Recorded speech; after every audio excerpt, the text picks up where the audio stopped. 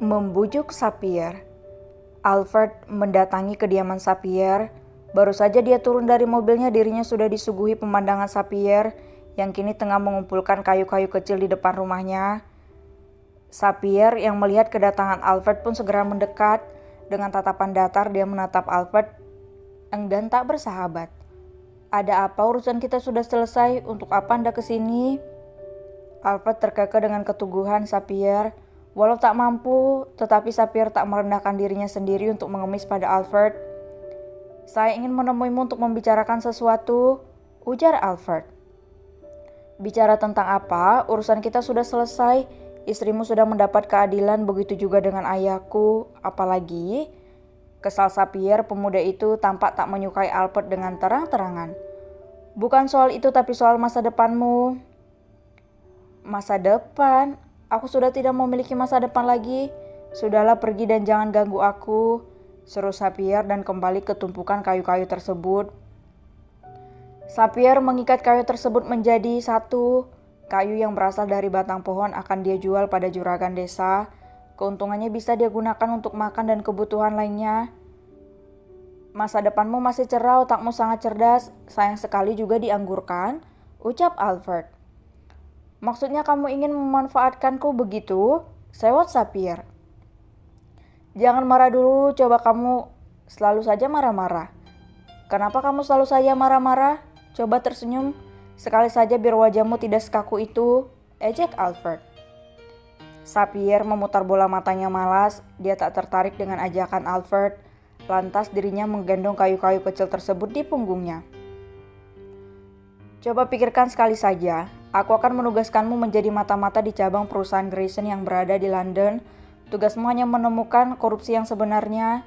Jika kemampuanmu meningkat, aku akan memberimu wewenang memimpin perusahaan itu. Bagaimana?" Sapphire yang akan beranjak pun seketika tertarik dengan tawaran menggiurkan dari Alfred. Dirinya berpikir jika dia terus saja kerja seperti ini, hidupnya tak akan maju. Lebih baik dirinya menerima tawaran Alfred demi masa depannya dan membuktikan pada ibunya jika dia bisa bangkit tanpanya. "Berapa lama?" To the point, Sapphire. "Sampai kamu menemukan akar dari sebuah masalah. Sekalian aku akan membiayaimu sekolah hingga kau mendapat gelar yang tinggi. Setelah itu perusahaan cabang akan kutitipkan padamu," ujar Alfred dengan sungguh-sungguh. "Kamu ingin sekolah tinggi bukan? Selain menjadi mata-mata kamu bisa melanjutkan sekolah. Jangan lagi mencuri-curi dengar saat guru tengah mengajar di sekolah." "Kamu membuntutiku," seru Sapphire dengan nada marah. "Bukan aku tapi bodyguardku," sewot Alfred tak mau kalah. Sapphire menghela napasnya. Mungkin saja inilah jalan yang sebenarnya. Kesempatan tak datang dua kali. Dia juga ingin merubah hidupnya. Tak mungkin dia hidup serba kekurangan seperti ini. Makan pun sulit jika dia tidak bekerja seperti ini. "Baiklah, kapan aku berangkat?" tanya Sapphire. "Sekarang," seru Alfred yang mana membuat Sapphire melototkan matanya. "Yang benar saja kamu ini," sewot Sapphire. "Semua perlengkapan sudah paman siapkan, tinggal pamit dengan pemilik rumah dan pergi bersama kami." Saat ini Emily sedang membujuk Gilbert untuk makan. Pria itu ngambek lantaran Emily tak menceritakan apa yang Hannah ceritakan saat itu hingga membuat istrinya pergi meninggalkannya.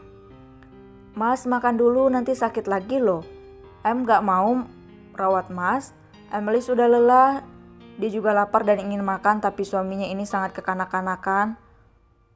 "Kalau mas gak mau makan ya sudah, Em keluar dulu," putus Emily. "Jangan," suruh Gilbert menahan lengan istrinya. Emily tersenyum. Dia segera menyendokkan nasi berisi lauk itu pada mulut suaminya. Namun belum saja nasi itu menyentuh lidahnya, Gilbert sudah mual dibuatnya. "Kenapa mas?" panik Emily.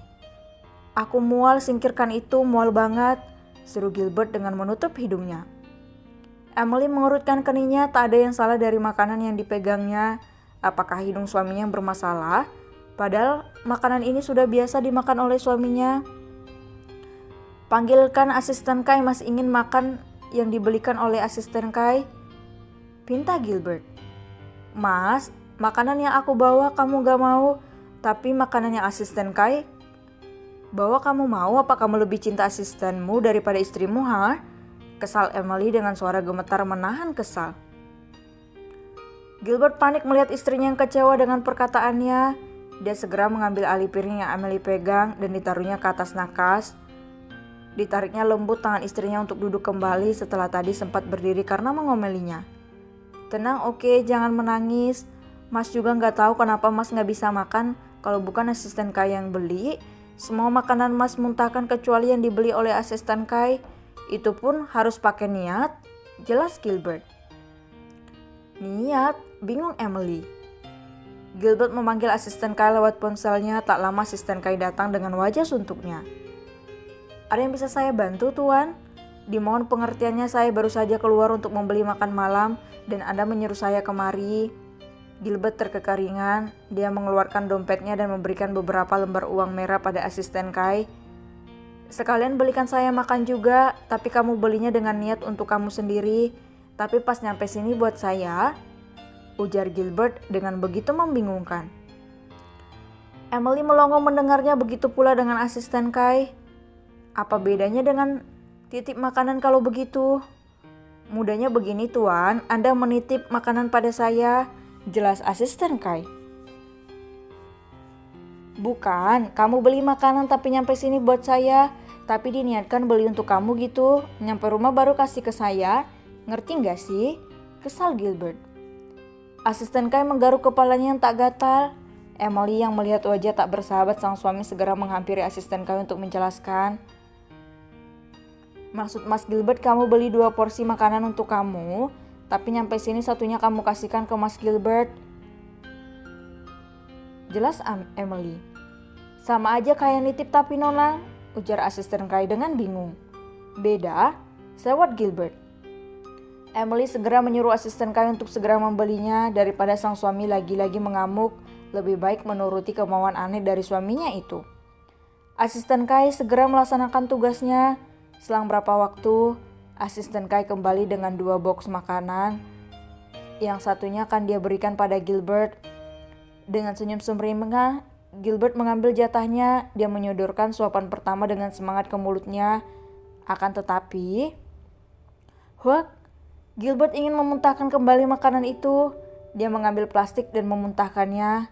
Emily segera mengambil segelas air dan membantu suaminya minum. Kamu, niat kamu salah, seru Gilbert dengan menunjuk asistennya. Salah, kan saya sudah belikan, niat apa lagi? Bingungnya. Kamu niat belinya untuk saya, kan saya udah bilang niat beli untuk kamu, nyampe sini baru kasih saya. Emily menepuk keningnya, suaminya semakin lama semakin aneh. Ayah mertuanya belum juga kembali, entah saat ini berada di mana. Dia butuh orang untuk membantunya menangani Gilbert. Mau meminta tolong pada Tania ataupun Agler. Emily tak enak merepotkan mereka kembali. Terus saya harus apa? Bingung asisten Kai. Berikan saya yang kamu pegang, tita Gilbert. Hah, Tuan, ini saya pesan khusus untuk saya. Saya pesan tanpa bawang goreng, ujar asisten Kai. Saya mau yang itu, saya bayar 10 kali lipat, berikan cepat. Emily mengkode asisten Kai untuk memberikannya saja daripada suaminya lagi dan lagi marah-marah tak jelas. Ajaib, saat Gilbert memakannya dia tak mual, malahan dia sangat lahap sekali. Emily dan asisten Kai menatap Gilbert dengan mulut menganga. Ini yang error siapa? Batin asisten Kai melihat nasi goreng pertama yang tak tersentuh itu dengan miris.